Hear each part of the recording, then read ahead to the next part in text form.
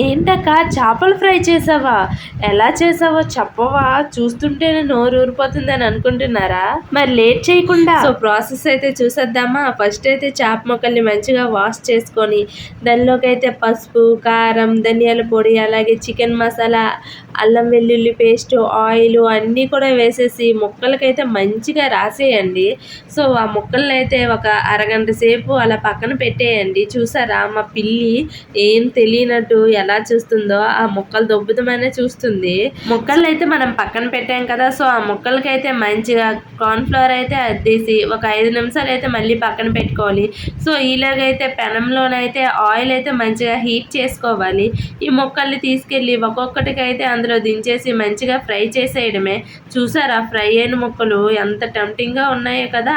మా చెల్లి అయితే మంచిగా గార్నిష్ కూడా చేసింది వీటికి. కరివేపాకు ఇంకా ఆనియన్స్ పెట్టి లెమన్ పిండింది. అబ్బబ్బా టేస్ట్ అయితే అదిరిపోయింది. నచ్చిందా మీకు కూడా? ట్రై చేసేయండి.